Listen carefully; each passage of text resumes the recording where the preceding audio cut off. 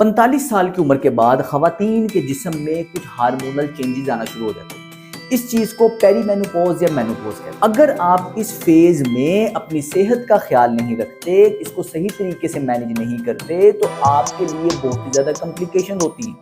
इसी वजह से देखा जाता है कि अक्सर खवातीन में जोड़ों का दर्द, पट्ठों का दर्द, दिल के अमराज बढ़ने की शरह बढ़ जाती है, क्योंकि ये जो फेज़ है पेरीमेनोपॉज, मेनोपॉज, आप इसको सही तरीके से मैनेज नहीं करते। आज की वीडियो आपके लिए बहुत ही ज़्यादा फायदेमंद होने वाली है। अगर आपकी उम्र 40 साल से ज़्यादा है, तो अगर आप खातून हैं तो ये वीडियो आपने एंड तक लाजमी देखनी है, क्योंकि इसके अंदर जो मैं आपको लाइफस्टाइल की टिप्स ऐड करवाने वाला हूँ वो आप उम्र के इस हिस्से में ऐड करेंगे। आपकी सेहत बेहतर रहेगी, आपकी जोड़ों की सेहत बेहतर रहेगी और आपकी मेंटल हेल्थ बेहतर रहेगी। तो इसको खुद भी देखें और अपने फ्रेंड्स एंड फैमिली तक शेयर लाजमी करें, ताकि ज़्यादा से ज़्यादा लोग इससे फ़ायदा उठा सकें और ये वीडियो सदका जारिया बन सके। मुझे बहुत ही ज़्यादा रिक्वेस्ट आ रही थी कि इस टॉपिक के ऊपर मैं वीडियो बनाऊं, तो सबसे पहले हम इस कंडीशन को समझते हैं कि आखिर हमारे जिस्म में क्या तब्दीलियां आ रही हैं और उसके बाद उसको बेहतर रखने के लिए हम क्या क्या कर सकते हैं। खवातीन के अंदर ओवरी को अल्लाह पाक ने बाकायदा तौर पे हार्मोन बनाने वाली फैक्ट्री बनाया हुआ है। उम्र के जो यंग एज के अंदर जब आप होती हैं तो ये बाकायदा तौर पे एस्ट्रोजन, प्रोजेस्टेरोन नामी हार्मोन बनाता रहता है, आपकी सेहत बेहतर रहती है। लेकिन जैसे जैसे 45 साल से ऊपर आपकी उम्र जाना शुरू हो जाती है, ये हार्मोन की प्रोडक्शन कम करते करते इवेंचुअली बंद कर देते हैं। अब इसमें होगा ये कि माहवारी आहिस्ता आहिस्ता आना कम होते होते बंद हो जाएगी। अब ये जो खवातीन के अंदर अल्लाह पाक ने हार्मोन रखा हुआ है, एस्ट्रोजन और प्रोजेस्टेरोन, ये आपके रोजमर्रा के काम काज के लिए इंतहाई जरूरी, आपकी सेहत के लिए इंतहाई जरूरी। और जब ये बनना बंद हो जाएंगे, आपको हॉट एंड कोल्ड फ्लैश आएंगे। एकदम से यकदम से आपको पसीना आ गया, यकदम से आपको गर्मी लगना शुरू होगी, एकदम से घबराहट होना शुरू होगी। ये जो प्रोजेस्टेरोन हार्मोन है, ये जिस्म को कामिंग इफेक्ट देता है, आपके नर्वस सिस्टम को काम करता है, खवातीन के नर्वस सिस्टम को रिलैक्स करता है, आपकी मेंटल हेल्थ के लिए बहुत बेहतरीन है। लेकिन जब ये बनना कम होते होते बंद हो जाएगा, तो होगा ये, आपको नींद के इशू रहेंगे, आपको मेमोरी आपकी इशू रहेगी, आपको चीज़ें भूल जाएंगी, आपको फोकस करने में मुश्किल रहेगी, आपका मूड खराब रहेगा, आप चिड़चिड़ी रहेंगी। नतीजा डिप्रेशन, एंजाइटी, ब्रेन फॉग बढ़ जाता है पेरीमेनोपॉज और मेनोपॉज। इसके बाद जो आपका एस्ट्रोजन है, ये खवातीन में दिल को सपोर्ट देता है, दिल की सेहत को बेहतर रखने में इसका बहुत रोल है। और अगर ये बनना बंद हो जाएगा तो उसकी वजह से क्या होगा कि बढ़ती उम्र में हार्ट अटैक होने के रिस्क बढ़ जाती है, दिल की सेहत मुतासिर होती है।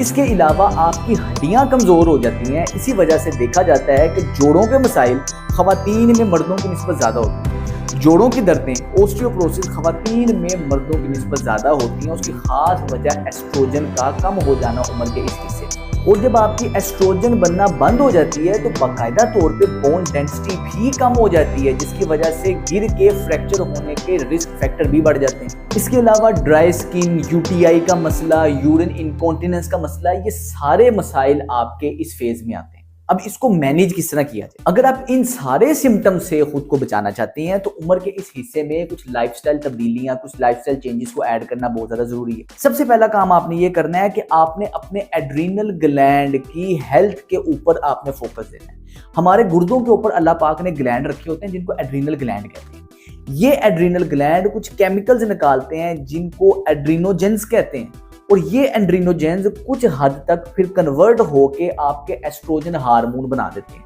जिससे आपके जिस्म को थोड़ी सी एस्ट्रोजन मिल जाती है और सपोर्ट मिल जाती है। तो अगर आपके एड्रीनल हेल्थ बेहतर होगी तो आपकी ओवरऑल पेरीमेनोपॉज या मेनोपॉज की कंडीशन में आपकी तबीयत बेहतर रहेगी। अब इसको बेहतर रखने के लिए आपने सबसे पहला काम ये करना है कि आपने हेल्दी कोलेस्ट्रोल को अपनी रूटीन के अंदर, अपनी डाइट के अंदर ऐड करना है। कोलेस्ट्रोल एक बहुत बड़ा मिथ है। कोलेस्ट्रोल के नाम सुनते ही ये ख्याल आता है कि दिल के मसले होने लगे हैं, कोई बहुत ज़्यादा खतरनाक चीज़ होने लगी है। तो कोलेस्ट्रोल के हवाले से वैसे एक तफसीली में वीडियो बना चुका हूँ, लिंक मैं नीचे डिस्क्रिप्शन में दे दूंगा ताकि आप लोग उसे एक दफ़ा देख लें, आपकी शुकूक शुबात ठीक हो जाए, वो जो मिथ है आपका कोलेस्ट्रोल के हवाले से वो ठीक हो जाए। लेकिन इस वीडियो के हवाले से आपने ये चीज़ समझनी है कि अगर आप अपनी रूटीन के अंदर, खुराक के अंदर हेल्दी कोलेस्ट्रोल रखेंगे, ये कोलेस्ट्रोल जो है हार्मोन का प्रिकर्सर होता है, ये हार्मोन्स को बनाने में सपोर्ट देता है, मदद देता है। तो कोलेस्ट्रोल आपकी खुराक के अंदर होना जरूरी है और हेल्दी कोलेस्ट्रोल लेना है। कहाँ से लें? मक्खन लाजमी खाएं, देसी घी का इस्तेमाल लाजमी करें, गोश्त लाजमी खाएं और गोश्त रेड मीट खाएं। कई खवातीन को रेड मीट से स्मेल आती है, नहीं खाती, कीमा नहीं खाती, जो रेड मीट है ये इंतहाई आपके लिए अहम है।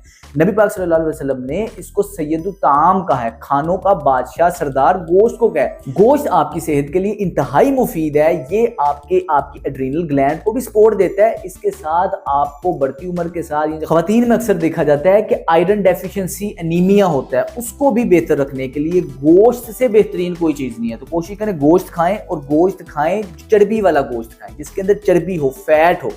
इसके साथ आप मछली का इस्तेमाल लाजमी करें, फैटी फिश लाजमी इस्तेमाल करें। मछली की जो चर्बी है ये आपकी सेहत के लिए इंतहाई फायदेमंद होती है। साथ कलेजी का इस्तेमाल, महीने में एक आध बार आप कलेजी का इस्तेमाल लाजमी करें। जैतून के तेल को अपनी खुराक का हिस्सा उम्र के हिस्से में लाजमी बनाएं। और सबसे ज़रूरी चीज़ ये है कि अंडे की जर्दी को अपनी रूटीन के अंदर शामिल करें। लोग अंडे की सफेदी खा लेते हैं, जर्दी से डरते हैं। ये जर्दी बहुत ही फायदेमंद होती है क्योंकि इसके अंदर बड़ा हेल्दी कोलेस्ट्रॉल होता है और विटामिन मिनरल्स तो असल होते हैं इसके अंदर है।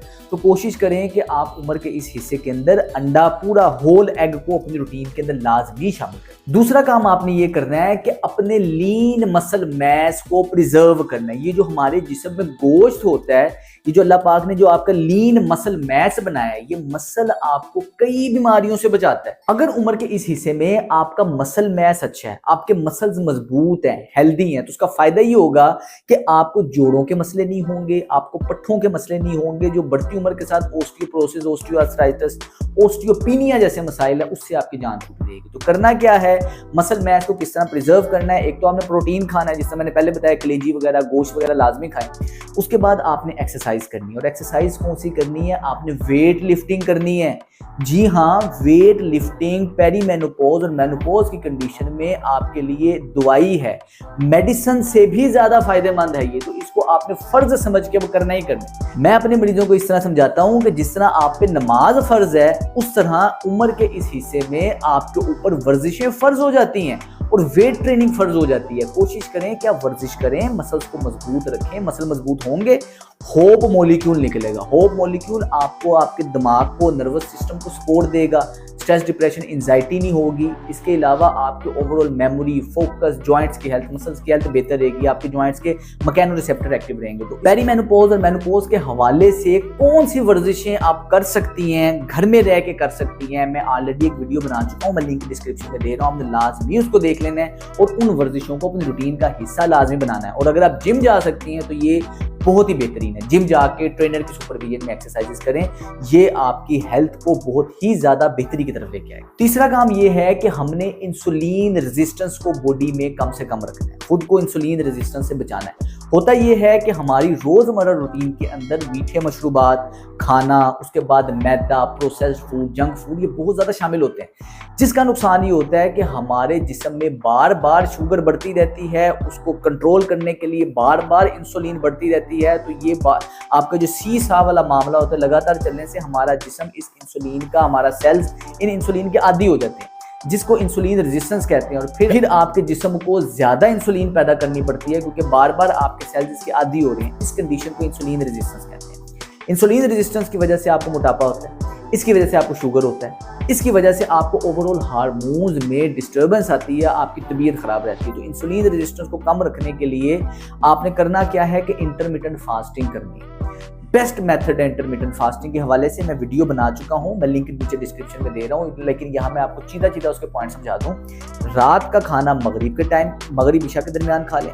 अगला खाना सुबह 9-10 बजे खाएं, इसके दरमियान कुछ नहीं खाना। रात की नींद आपकी बेहतर होनी चाहिए। सुबह जब आप उठ के इतना फासले के साथ खाएंगे तो आपको तकरीबन 14 घंटे की विंडो मिल जाएगी। आपका मैदा खाली होगा, जिस्म खाली होगा, अपने फैट को जिस्म as a source of energy इस्तेमाल कर रहा होता है, आपका वजन नहीं बढ़ेगा। बहुत ही ज़्यादा फायदेमंद। मैं इसके लिए पूरा डाइट का तरीकाकार बता चुका हूँ, वीडियो में दे रहा हूँ, वो आपने लाजमी देख लेनी और खाना जब भी कहें घर का खाएं। चौथी टिप ये है कि आपने अपनी खुराक के अंदर फाइटोएस्ट्रोजन फूड्स को लाजमी ऐड करना। इसके अंदर अलसी, सफ़ेद तिल, आपके सफ़ेद काले चने, अनार, सेब, ये जितनी भी बेरीज हैं, स्ट्रॉबेरी, रसबेरी, ब्लूबेरी, ये सारी बेरीज आप इस्तेमाल कर सकते हैं। मिक्स सीड्स इस्तेमाल कर सकते हैं। तो ये जो सारी चीज़ें हैं, ये थोड़ी थोड़ी करके आपकी रूटीन के अंदर अगर शामिल होंगी तो आपको सपोर्ट मिलेगी, आपके हार्मोन्स का बैलेंस बेहतरी की तरफ जाएगा। पांचवी और आखिरी टिप ये है कि आपने अपनी खुराक के अंदर कुछ सप्लीमेंट्स को ऐड करना है, जिसमें सबसे ज़रूरी है अश्वगंधा।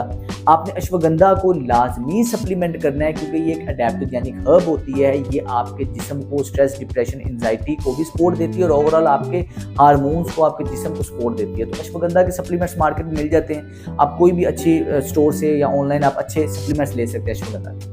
दूसरे नंबर पे आपने कोशिश करनी है कि आपने मैग्नीशियम ग्लाइसिनेट को अपने रूटीन में शामिल करना है। मैग्नीशियम ग्लाइसिनेट के भी सप्लीमेंट मिल जाते हैं, तो आप जब अपने डॉक्टर से प्रिस्क्राइब करवा के मैग्नीशियम ग्लाइसिनेट लें। मैग्नीशियम ग्लाइसिनेट का फ़ायदा ये होगा कि ये आपके एंजाइटी लेवल को, डिप्रेशन लेवल को भी कमी की तरफ लेके आएगा और आपके नर्वस सिस्टम को कामिंग इफेक्ट देता है। आपके जो क्रल पड़ते हैं, पट्ठों में कड़ाव होता है, उम्र के बढ़ते हिस्से के अंदर जो मामला होते हैं उसके अंदर काफ़ी ज़्यादा आपको सपोर्ट देगा। तीसरा और जो लास्ट सप्लीमेंट है वो है विटामिन डी। विटामिन डी आपके जिस्म के अंदर होना इंतहाई जरूरी है, ये हार्मोन की तरह काम करता है।